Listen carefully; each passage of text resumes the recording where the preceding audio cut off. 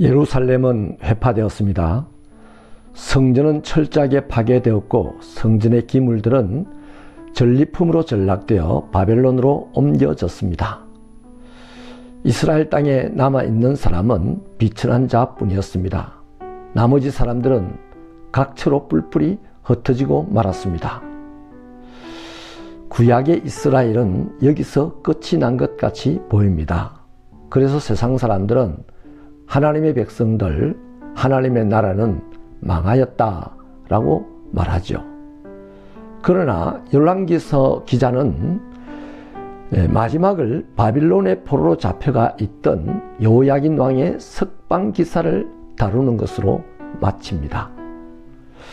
여호야긴이 사로잡혀간 지 37년 만에 옥에서 풀려나게 되었고 바벨론 왕의 호의를 얻어서 제수의 의복을 벗고 바벨론에 포로 잡혀왔던 모든 왕들보다 높은 지위를 얻었으며 왕의 앞에서 평생 식사를 하게 되었고 또 필요한 모든 것들을 일평생 넉넉히 후원받게 되었다 하는 이야기이죠.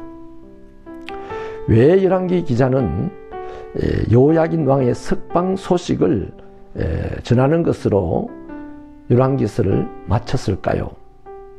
이것은 하나님께서는 꺼져가는 등불을 끄지 않으시고 상하여진 갈대를 꺾지 아니하시는 분임을 알려주는 사인입니다. 하나님은 이 여호야긴의 석방으로 하나님의 나라의 역사는 여전히 계속되고 있음을 보여줍니다. 그러므로 바빌론의 포로로 잡혀왔던 유다 백성들은 다 끝났어 라는 말을 하면 안 된다는 강력한 경고로 열왕기서를 마치게 됩니다. 그렇습니다.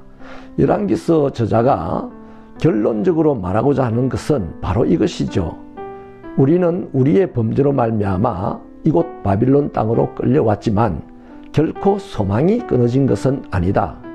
알고 보니 우리가 잃어버린 저 땅이 아니라 이 원수의 땅, 절망의 땅에서 하나님의 소망이 있다.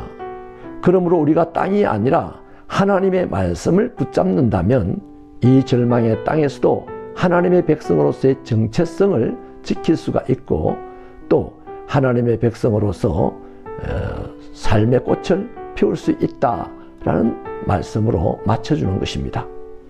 열왕기는 하나님께서 그 백성을 버리지 아니하심을 말하고자 하며 마무리합니다.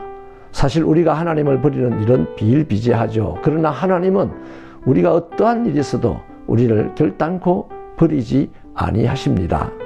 우리가 보기에는 하나님이 나를 버리신 것 같은 일이 일어났을지는 몰라도 그 처한 곳에서 끝까지 하나님의 백성으로서의 정체성을 잃지 않으면 결국에는 하나님께서 우리를 그 상황에서 건지시고 또 높이신다는 것이죠. 지금 내 삶에 솔로몬의 성전과 같은 화려한 상징물이 없어도요. 또 우리가 주위에서 너희 하나님이 어디 있느냐 하는 조롱 섞인 말이 들려온다 할지라도 믿음으로 하나님을 바라보고 견디는 사람에게는 여호야긴에게 일어났던 그 놀라운 구원의 역사가, 회복의 역사가 일어날 것입니다. 땅이 아니라 말씀에 매여 살아가는 그리스도인이 진정한 그리스도인입니다. 하지만 우리는 땅에 있는 것을 욕심내다가 원치 않게도 바벨론 포로가 된 듯한 상황을 맞을 때가 들어 있습니다. 그런 때에도 말씀을 붙들고 여전히 역사하시는 하나님을 부르는 신앙, 찾는 신앙이 되기를 기원합니다.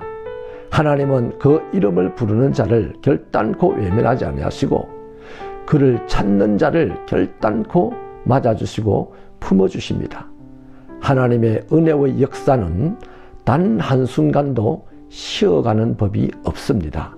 앞으로도 예수님이 재림하신 날까지 영원토록 하나님의 역사는 우리 삶의 가운데서 계속될 것입니다.